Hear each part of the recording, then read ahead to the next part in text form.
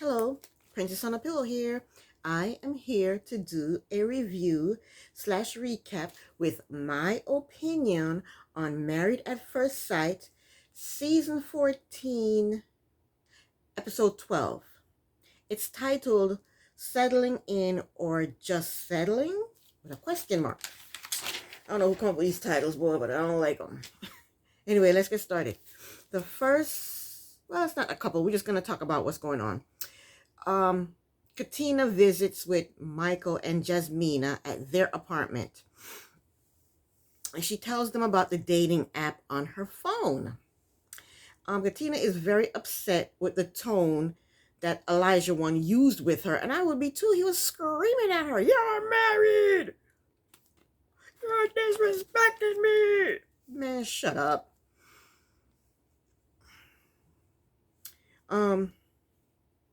He could have just said, why do you have this on your phone? Well, you need to delete it. That's all you had to say. The hell.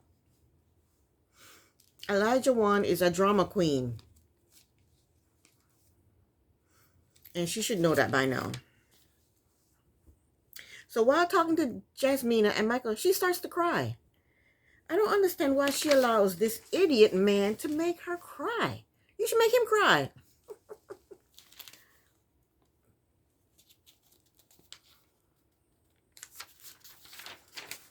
Anyway, next we see Michael in Elijah one's apartment. He's talking to Elijah one about the app. Elijah one tells Michael that he wants Katina to take responsibility for her actions, and he wants her to apologize. You're looking crazy. Well, I wrote an apology for Elijah one. Here's the apology that she should say to him. She should say, Elijah one, I am sorry. I am wrong. You are right.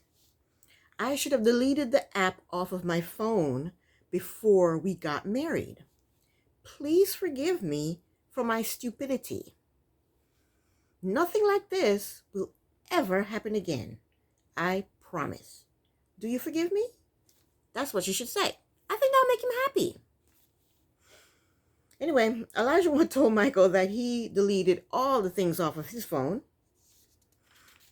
And he said he has put effort into the marriage. Elijah one told Michael that he does not believe Katina when she said she forgot that the app was on her phone. So you're telling me you think she's a liar and a cheater then? That's what he's saying. He thinks she's a liar and a cheater. He told Michael that he does not trust her. He said she has 1 foot in and 1 foot out. And he said she is not committed to the marriage. He says she is moving dirty. And Elijah one is a freaking drama queen. That's what he is. He's just a damn drama queen.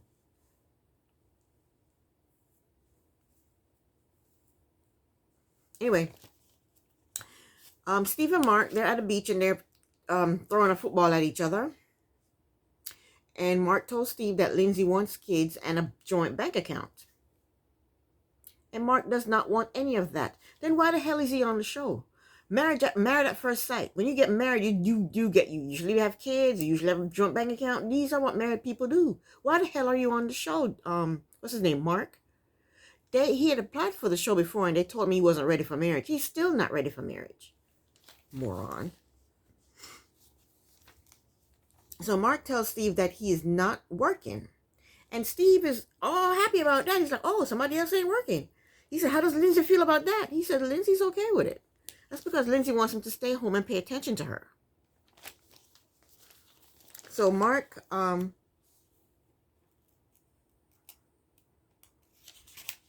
Mark tells Steve that Lindsay supports him for now, not having a job. She wants him to take his time and look for a good job.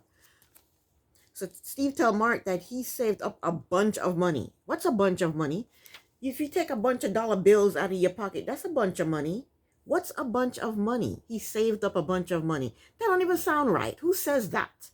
Oh, I saved up a bunch of money. You didn't save up jack. You didn't save up nothing. You're a liar. And he says, no, he doesn't believe in him. I don't believe in you either. You're an idiot. Steve is lazy. He has no ambitions. His father says he's a vagabond, and it's the truth. He is a vagabond. He just wants to wander the world and do whatever the hell he wants to do. He doesn't want to be committed to a job, kids, a dog, anything. He wants to just roam the world and do what the hell he wants to do. And there's nothing wrong with that, but you have to find someone who's on board with that. You know, find somebody who wants to live that lifestyle. Don't come on married at first sight and knowing there's somebody who wants to be married and have a normal home, white picket fence, kids, dogs, jobs, 401k, insurance. I mean, if you want to be a vagabond, fine. But find somebody who wants to be a vagabond along with you. Steve said if he gets a job, then he won't have the energy to dream of a future. That's what he said. I mean, Steve said the dumbest things. And every single episode, his reason for not working changes. Right now, he says he wants to dream about a future. At one time, he said he wanted to work on himself. At one time, he says he's getting stuff in place to get his own business together. Every episode, he has a different reason as to why he's not working. And Mark is such a yes man. He wants everybody to like him, so he just nods his head. Yeah. No. Tell him, so what do you want to do? You just want to dream about a future? What is it that you want to ask him? Talk to him. Mark is just nodding, yeah. Because Mark doesn't want any controversy. He wants everybody to like him. He wants to agree with everybody, except for Lindsay. He doesn't want any controversy with anyone. Two idiots. Anyway, next couple, Mark and Lindsay.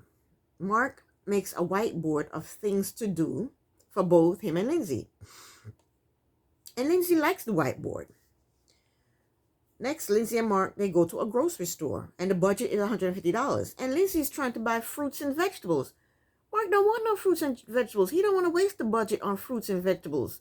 He wants stuff like bacon. He wants meat. I mean, he's a man's man. He wants beef, ribs. He wants food. He wants chicken. He don't want no fruits and vegetables. But she has to be the voice of reason and say, you need fruits and vegetables in your life, Mark.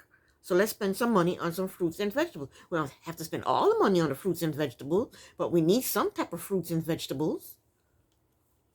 He don't want none to do with no fruits and no vegetables. He did pick up a watermelon, though. Okay, so the next scene, Lindsay is talking to the camera, and she is pissed at Mark. Apparently, he must have ruined some of her clothes. They're yelling at each other back and forth. Mark is saying, I told you I was sorry. There's nothing else you can do to change it. And then Lindsay told the camera that Mike did the whiteboard and didn't follow through on nothing on the whiteboard. So the whiteboard was just for show for Mark. She says he's unsure about moving to Boston and getting a job. So I guess he doesn't live in Boston? That's weird. Mark, did Mark apply for the job and he lives in another state, but he knew they were coming to Boston, so he moved back to Boston to apply for the job, to apply for the show? I don't know what's going on with Mark. She's complaining about everything about Mark. She says he is falling short. We know that. She says he's not showing that he cares for her. We know that. He does that every episode when he jumps on everybody else's bandwagon but hers. Lindsay complains about her ruined clothes. I guess he ruined some of her clothes. Maybe he put some of her clothes in the dryer and shrunk them. I don't know. She complains that Mark loves and touches the cats more than he does her. Well, we know when he gets in the bedroom, all he does is cater to his own pleasure and then rolls over and go to sleep. So we know that. Lindsay said he's not her man or her friend. Well, we know that. He's a wimp. He's not a man. He's a wimp. He ain't your friend because he's everybody else's friend but yours. He wants to be friends with everybody else but you. You're just not figuring all that out, Lindsay. Come on, girl. I figured that out from episode 2. And these two are not compatible. They're not compatible, and they need to do a Chris and an Alyssa and just end it right here, right now. The next scene is Mark meets up with a female friend of his called Erica.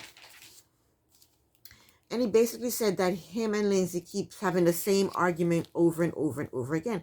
That's the reason is because they keep bringing up the same crap over and over again. How about that, Mark? He basically bitches to Erica about Lindsay. That was the whole scene. The next scene, Lindsay wants to take a family photo, so she dresses up the cats in shark costumes.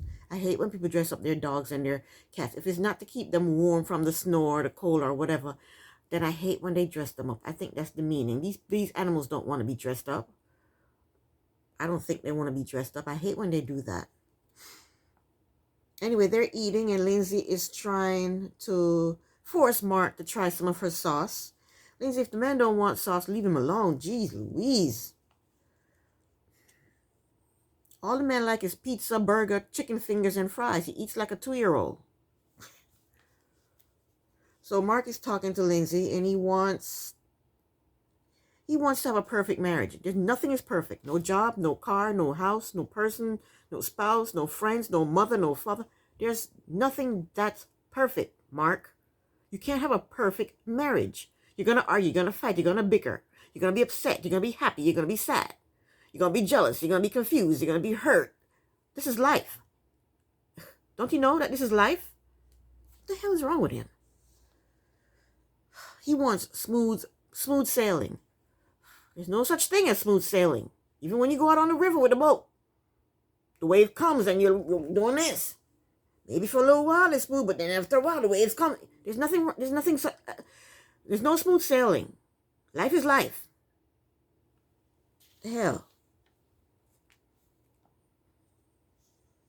When there's bumps in the road, Mark, deal with it. Such a friggin' wimp.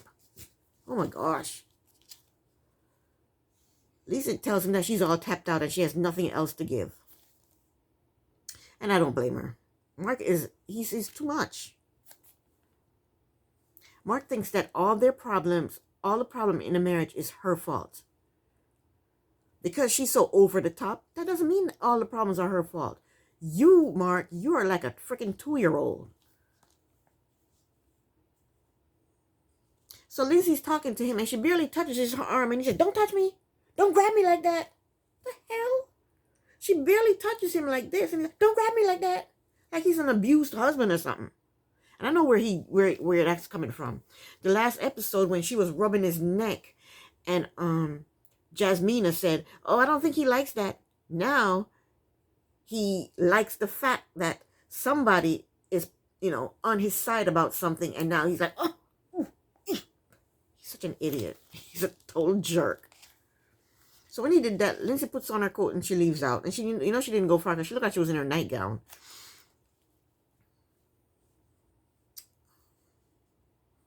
So, yeah, she probably went on the roof to talk to Elijah Wan, because I hear that they've been talking on the roof. In the after party, I heard somebody said that they were talking on the roof. Her and Elijah Wan talks on the roof. Anyway, the photographer comes. Lindsay's not there. Mark is there, so he starts taking pictures with the cat. Then Lindsay comes back. She goes in the bedroom and she's packing her crap. She says she's going. Mark comes into the bedroom, and he says, "What are you doing?" She goes, "I'm leaving. I'm going back to my house."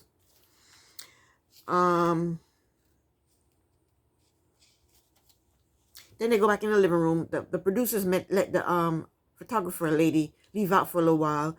Mark and Lindsay, they're talking.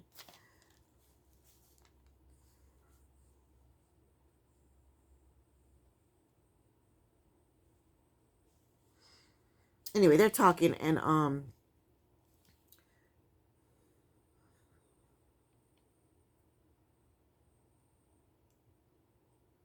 Lindsay tells him that he's not invested in a marriage.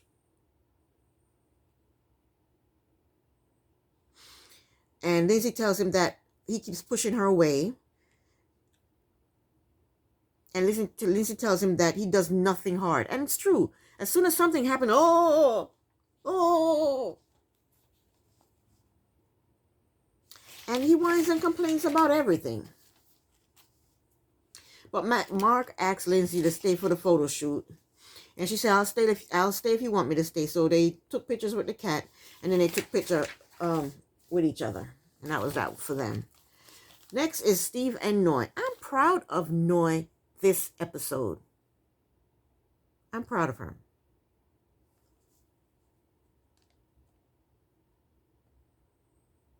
Noah and Steve, they take the dog to go have a bath. And Noah is happy that her dog has a dad. Next, they take the dog for a walk. And then they go back to the apartment. And Steve seems to think that he's doing everything and he doesn't feel appreciated. Wah. Who cares? Steve wants Noy to clean one of the bathrooms while he cleans the other one. And Noy told him to clean both bathrooms because she's busy working. Next scene, we see Noy and Steve in their apartment discussing what to say on decision day. And Steve said in his confessional that Noy said she doesn't want to move in after decision day. She doesn't want to move in with him after decision day. And Steve is not happy with that.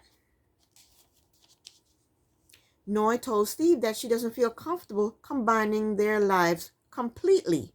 And of course she doesn't feel comfortable combining their life completely. Why should she? This is a vagabond. She works. And his father said he was a vagabond. So I'm not making this up. His father should know him better than anybody else.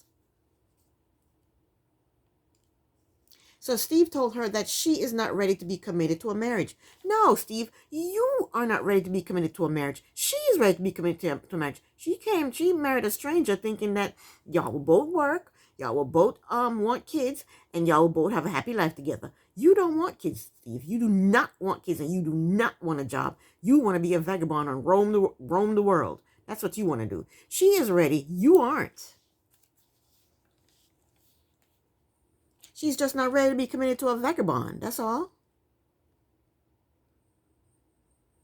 And then he asked her, what did she think she was signing up for? She wasn't signing up for a vagabond who didn't want to work. She didn't think she was signing up for that. That's why they should not have allowed you on the show, Steve, because you are not the type of person to be on this show. Married at first sight is somebody who wants to be married. Basically, it's usually somebody who wants to be married with wife and kids. You just want to roam the world. You don't want any of that. You just want a woman to roam it with you so you can have sex with her whenever the hell you feel like it, out on the beach or in the dirt or in a tent somewhere. Get out of here, Steve. Steve said he is concerned about her being committed. She's committed. You're not. You're not. You can't commit to a job. You can't even commit to a damn job.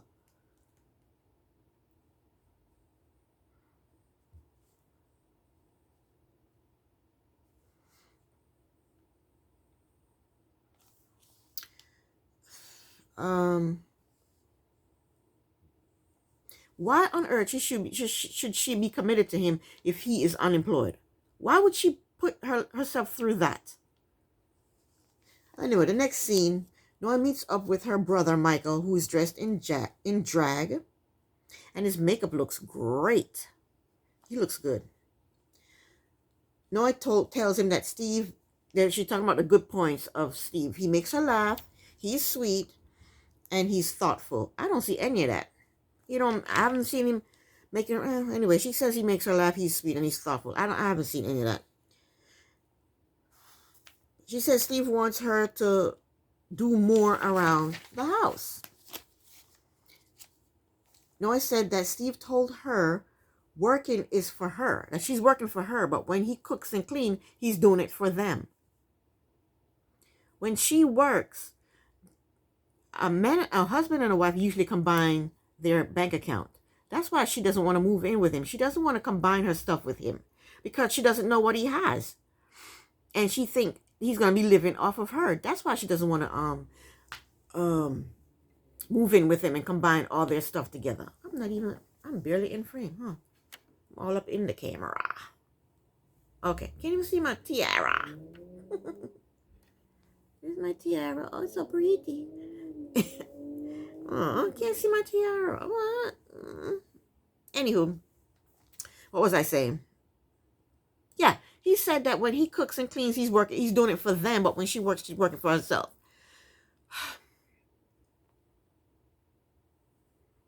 I find Vagabond Steve to be irrational. He's very irrational. What is he talking about?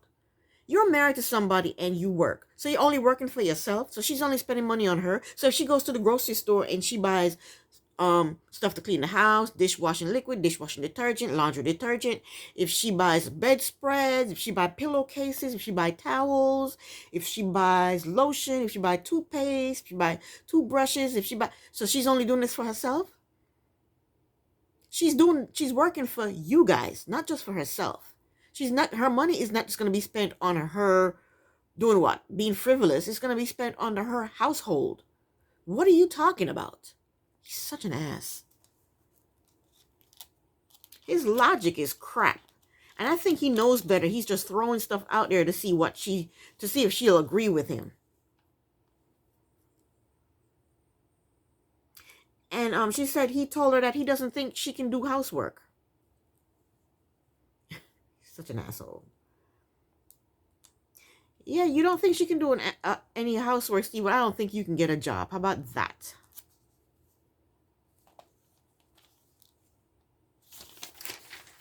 I'm liking Noise this episode. I think she's talking about all her concerns finally. And Steve does not want kids. When Noyd asked him when they got married and they were sitting at the table eating, and Noyd asked him about kids, he never said yes to kids. He never said no to kids. He went around the whole subject and never ever said yes or no to kids, right? And when they were baiting her dog, he said he doesn't have a dog because he wants to be a vagabond. He wants to roam around. He wants to travel. So he couldn't take care of a dog. So he doesn't want kids. And he doesn't want a dog. He doesn't want to be committed to anything. And her brother was talking to her, and he said, what about these imaginary kids he wants to have? Even the brother knows that he doesn't want to have kids. Steve does not want kids. He doesn't want a dog. He doesn't want to be committed to anything that's going to tie him down and make him not available to go roam around the world when he feels like it.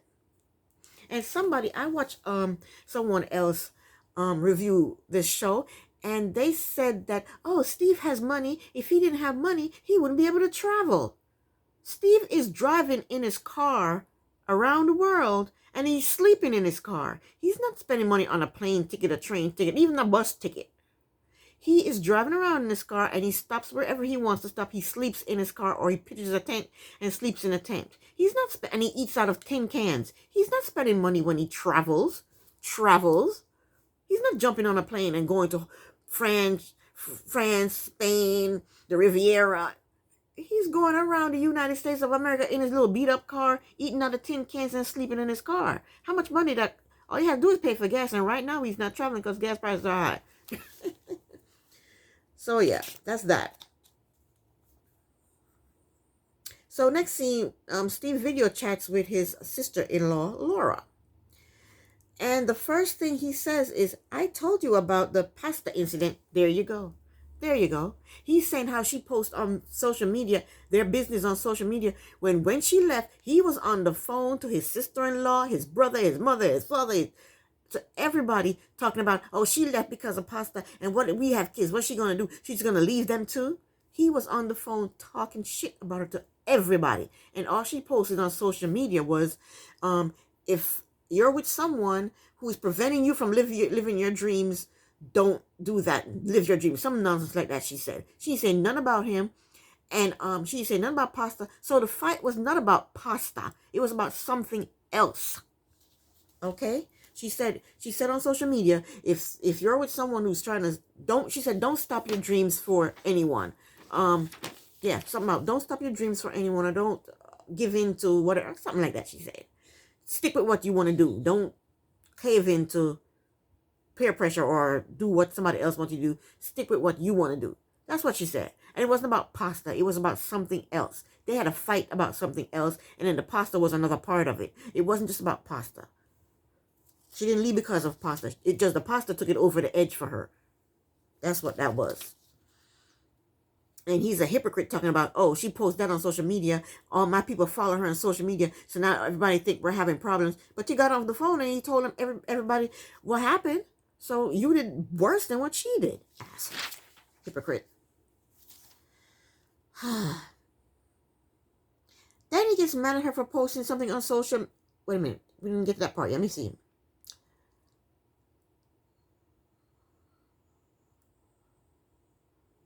Yeah, what did she said on social media? Don't let anybody stop you from living your dreams, is what she had said.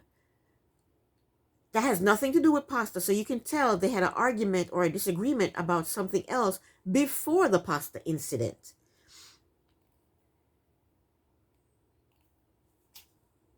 Anyway, he told Laura about them celebrating their 1 month anniversary. He told her that Noi wants to stay in her own apartment after decision day. And then he told her that Noi posted something else on social media after he told her not to. Who the hell are you? She can post social media, or how, after he told her how he felt about her posting stuff on social media. Noi, post whatever the hell you want on social media. Do whatever the hell you want. Screw him. And her post says, it basically says, if you think you deserve better than you do, if you think you deserve better, then you do deserve better. That's what basically she said. Like, if you think you deserve better than chocolate cake, have a piece of pie or whatever. If you think you deserve better, a better husband, hey, then you deserve a better husband. That's all she said. She didn't say husband, but she said, if you think you deserve better, then you do, is what she said. You can't see my tiara. She said, if you think you deserve better, then you do deserve better, is what she said. And he's like, is that pertaining to me? Of course it's pertaining to you, idiot. You're not giving her what she deserves. She deserves a husband who has a job, who wants to start a family. That's what she wants. That's what she deserves. You deserve to go be a vagabond somewhere. You deserve somebody who wants to do that also. Anywho, where was I? Yeah, if you deserve better, if you think you deserve better, then you do deserve better. And Steve says, I don't want my life open to the public. Idiot, you're on national TV. Your life is open to the public. What the hell is he talking about? You're on a television show. Your life is open to the public. What the hell? Idiot, I tell you. I don't think his elevator is going all the way to the top. I don't think a village lost is idiot. The lady on Weakest Link, the old lady, not the old lady, the one that used to do the Weakest Link first, she used to say that. Which village has lost this idiot? Yeah, I think a village has lost this idiot. So he said he asked her if the post was about him, and she said no. Of course it was about you. Or it was about her. She says she thinks she deserves better than Steve. And I think she do too. She deserves better than him. All right, I'm done with Steve and Noi. Next is Michael and Jasmine.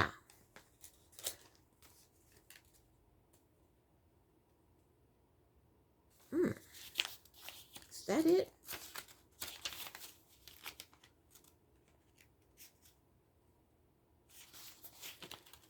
Okay. After Michael and Jasmine, it's Katina and Elisha one. I was wondering what happened. Anyway, Michael and Jasmine, they're in their apartment and they're having takeout.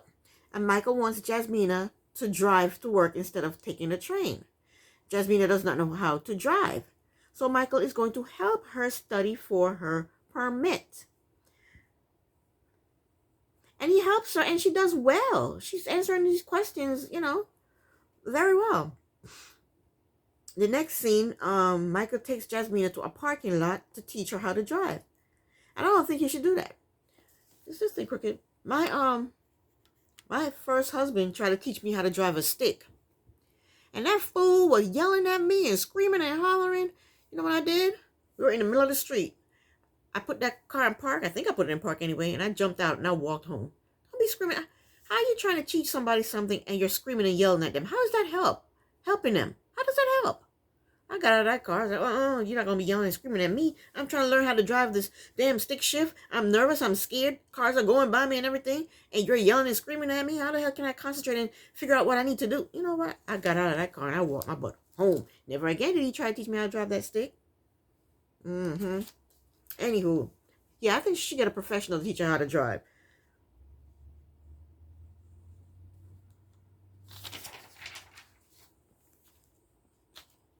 Anyway,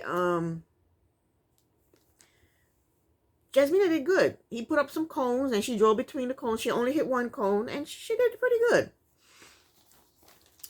The next scene, Michael meets up with his sister and they talk about the housewarming and how Michael and Jasmine had, little light touches between them.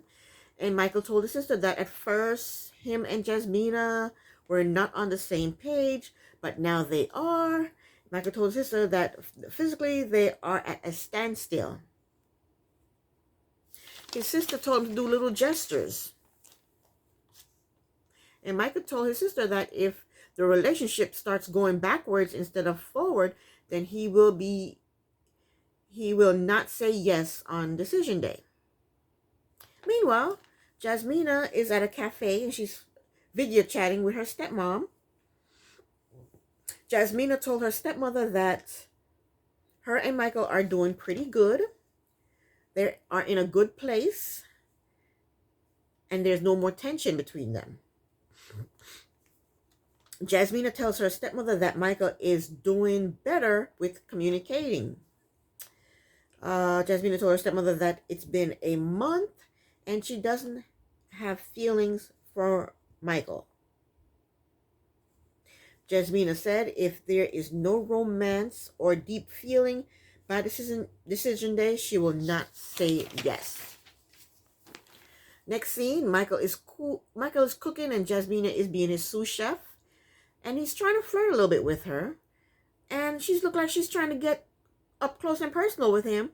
But he doesn't take the hint. She's like up on his back, leaning all over and leaning on him. And he just, he could have leaned back and give her a little kiss or something. But he didn't take the hint. And she made her move. He did nothing. I guess maybe he didn't know what to do. Maybe it took him by surprise that she was all leaned up against him. But he missed his opportunity right there. Right there, he could have just leaned over and give her a little kiss. But he didn't. He didn't do nothing. Anyway, he took ownership about not being a good husband. And she appreciated that at first. He wasn't a good husband. And she tells him that she appreciated that. And Mike's food ended up being too salty. And that was the end of Michael and Jasmine. Next up is Katina and Elisha. We see Elisha and Katina. They're on camera and they're basically saying that Katina groveled to Elisha and now he's happy. She probably begged him to forgive her. She probably got on her knees. She probably kissed his feet.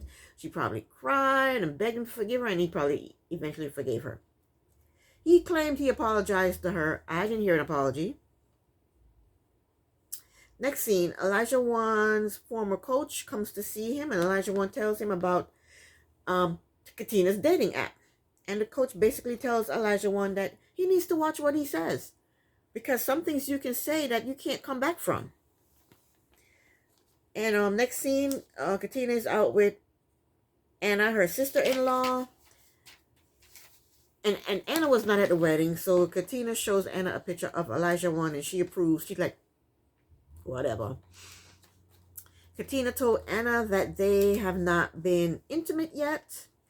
And Katina tells Anna about the dating app incident. And they talk about Elisha not being calm during conflict. Katina tells Anna that Elisha is a good man. And he is funny. And he has a big heart. I haven't seen any of that. So, he must show that side of him when the cameras are off. All I see is him being arrogant, wimpy, crying, drama queen, baby jerk. Oh, and an emotional abuser. That's all I see from him. The next scene is Katina and Elisha are doing Taco Tuesday night. And of course, it's takeout. They talk about getting in trouble as kids. Elisha says Katina is brilliant, funny, and she cares. I can't understand how he goes from her not being a woman, not being crap, to being a woman who's brilliant and funny and cares. How she go from that to that in less than a month?